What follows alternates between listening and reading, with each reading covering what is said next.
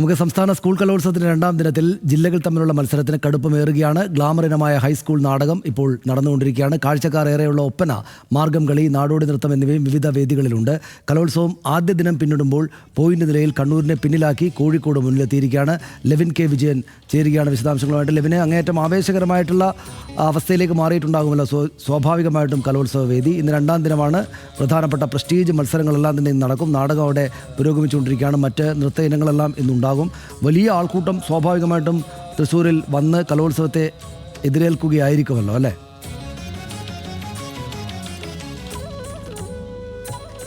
സനീഷ്, തീർച്ചയായും അങ്ങനെ തന്നെയാണ്. പൂക്കി കലോത്സവം എന്ന് തന്നെയാണ് അതിനെ അടയാളപ്പെടുത്തിക്കൊണ്ട് വിദ്യാഭ്യാസ മന്ത്രി വി ശിവൻകുട്ടി തന്നെ ഈ കലോത്സവത്തെ വിശേഷിപ്പിച്ച് അദ്ദേഹം നമ്മളോട് പ്രതികരണം നടത്തുകയും ചെയ്തു.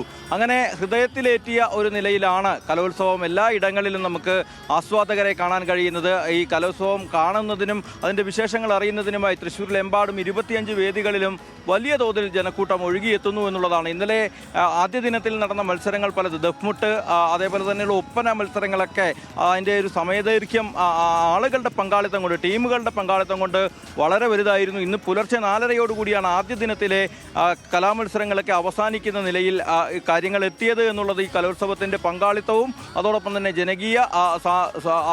ജനകീയമായിട്ടുള്ളൊരു കലോത്സവം എന്നുള്ള നിലയിൽ ആളുകളുടെ പങ്കാളിത്തം കൊണ്ട് കൂടി ശ്രദ്ധേയമാവുകയാണ്. ഇപ്പോൾ ഇന്നത്തെ ദിവസം, രണ്ടാം ദിവസം, അത്യാവേശത്തിലാണ് പല ഇടങ്ങളിലും മത്സരങ്ങൾ നടക്കുന്നത്.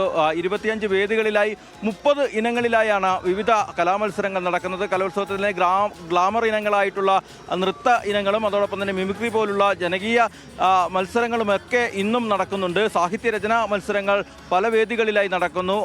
അങ്ങനെ വിവിധ തരത്തിലുള്ള മത്സരങ്ങൾ, വലിയ തോതിൽ കാണികളെ ആകർഷിക്കുന്ന മത്സരങ്ങളാണ് പലയിടങ്ങളിൽ നടക്കുന്നത്. അവിടെങ്ങളിലെല്ലാം നിന്നുള്ള വിശേഷങ്ങൾ നമ്മുടെ ന്യൂസ് മലയാളം സംഘം വാർത്തകളായി വരുന്ന മണിക്കൂറുകളിൽ തന്നെ റിപ്പോർട്ട് ചെയ്യും.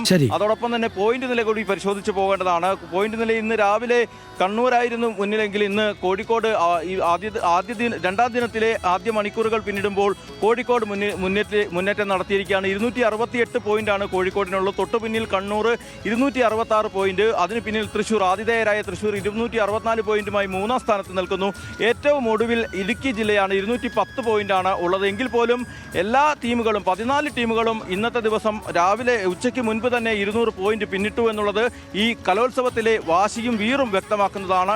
ചെറിയ നേരിയ പോയിന്റുകൾ മാത്രമാണ് വ്യത്യാസമെങ്കിലും എല്ലാ ടീമുകളും 200 പിന്നിട്ടത് ഈ അത്യന്തം വാശിയേറിയ ഒരു മത്സരത്തിന്റെ കാഴ്ചാനുഭവം തന്നെയാണ് കലോത്സവ വേദിയിൽ നിന്ന് നമുക്ക്. വിവരങ്ങൾക്ക് ഏതായാലും കണ്ണൂരും കോഴിക്കോടും തമ്മിൽ, കോഴിക്കോട് മുകളിൽ കയറിയിരിക്കുകയാണ് പോയിന്റിൽ. 2 പോയിന്റ് വ്യത്യാസം മാത്രമേ ഉള്ളൂ.